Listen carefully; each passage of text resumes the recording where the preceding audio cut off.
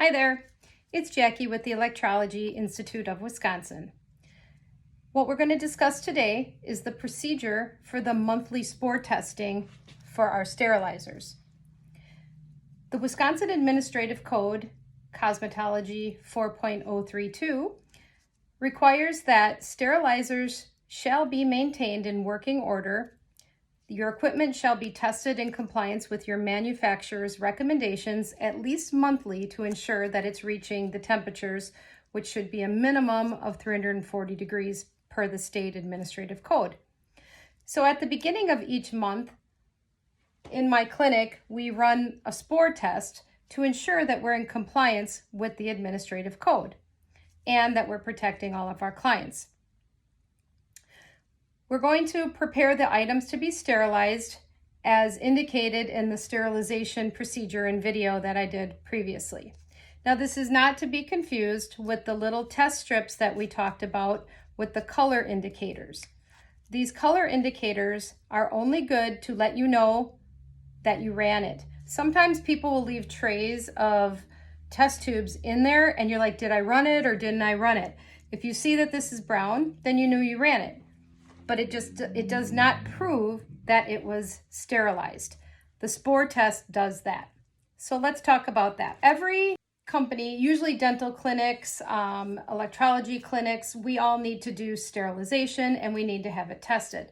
So there are companies out there that are chemistry labs that will do the testing for us to make sure that all the spores are removed from our items. So I placed an order, and then they sent me a packet full of envelopes and stickers. They try to make it more economical. This is not very expensive, less than $100 for a year.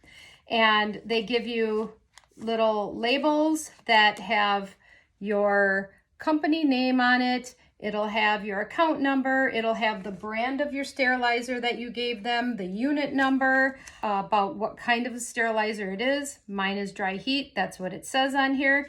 And then it says that the account type is monthly. The expiration date, which on here says July 24th of 2023. So 1 year, if you don't use it within a year, these are no good anymore. And then it says the address of the location. There are two little lines on here. One says operator initials and the other one says the date. You can also put the time in there if you want to when you ran the test. I use the sterilizer monitoring service from Marquette University. There are many other kinds. I'm local in Milwaukee, Wisconsin, near Milwaukee, Wisconsin, and so I like to use them. They're nice and close to home. They give you this little envelope, which has inside of it the little blue test strip for the spore testing. If you look on the inside there, you can see there's a little indicator strip inside of this silky little envelope. When you return these to the company, you have to make sure that you follow their procedure because they're very specific on how they want you to return it. And I'll talk about that when we're done. They also give you an envelope that's pre-addressed. I like to pre-do all of mine ahead of time so that when I'm doing it in the clinic, I don't have a lot of time. I want to be efficient. So I make sure to put the stamp on. I put my return address on it. And then on the bottom, I write what month it's for. So this one says January of 2023, which is the next round I will be running. And then I will be placing this inside there. I'm going to put this aside for now. And we're going to discuss our spore strip. Now, we talked about in a previous video of how to prepare the test tubes for sterilization. I've already done all that, and here they are on my tray. So I'm going to remove the packet with bacterial spore test strip, and I'm going to place it in an area on my tray that I know is kind of difficult to be tested and for the heat to get to. So I'll stick it in an upper corner of my tray, and usually this will be filled with more test tubes. And I'll have it kind of standing upward like that. You can do it on the bottom also. You can put the tray on the bottom and put it in the back or up in the top. And then once I have it preheated, I know that it's up to the 340, 350 that we discussed before, I will quickly put this in and make sure that I set my timer for the 60-70 minutes. Wait for the lights to go off, wait for it to cool down, and then I will remove the tray again like we did in the previous video. So I will then take my test strip. Now at the same time, I can have both of these in there at the same time. This is just telling me that I ran it and it turned brown. I can discard that. This one I do not want to discard. So I'm going to go back to my little envelope and I'm going to place it inside. It's going to turn kind of like brown, like if you were to take parchment paper and put it in the oven, it turns kind of crunchy brown like that, like it was burned a little bit, but that's normal and that's okay. I'm going to slip it into the envelope. Just close the flap down. They do not want you to lick it, stick it. They just like it flapped over and that's it because it makes it harder for them.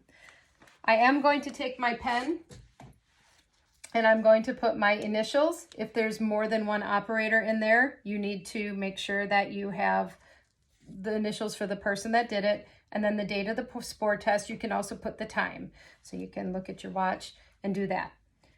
If you have more than one sterilizer, you're going to need a kit for each one and you need to make sure on here that you're using the proper spore test for the proper unit. Once I have all that completed, I'm going to put it inside of my pre-addressed envelope. Now you can lick it and stick it. And I'm just going to put it in the mail and that's it. After about a month, the company will have it, the company will test it, and within the month, they usually will send you a letter back. I have a folder here that I keep them in. And I have all my months and months and months of my spore testing results. So this is what it looks like. And then it will say on the bottom, successful sterilization for the date that I gave them. I'm all good. And it'll say dry heat. It'll say everything on there that was all on that little envelope. Now, I had 1 month that it was unsuccessful.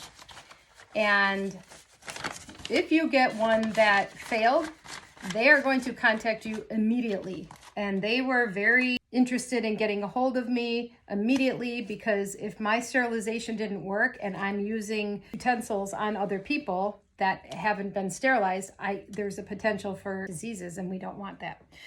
What we discovered was that I was cleaning my unit. And when I cleaned it, I accidentally moved my knob here, which is the thermostat for setting it for the 340, 350 degrees. We did another test one. I turned it to the right setting and it got up to 340, 350.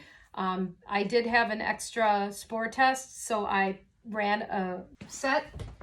I sent it off to them immediately and they tested it and it came back. So that was the troubleshooting that we did to try to find out why it failed. If it still failed, now I'm in big trouble. I would need to contact the company. I'd have to stop using the sterilizer. That's why it would be a good idea to have multiple ones that are functioning and in good use, because if one goes bad, you're kind of out of luck and you can't work. So having a backup is always ideal. With the spore tests, you do need to keep records of these and have them on file in case an inspector from the state comes in and they want to see it. It is required by law that you keep records of it in case of an inspection. If they come and you don't have it, you can be fined and or shut down, and we don't want that to happen. So that is the procedure for monthly spore testing, which complies with the Wisconsin Administrative Code 4.032 for sterilizers. Thank you for watching.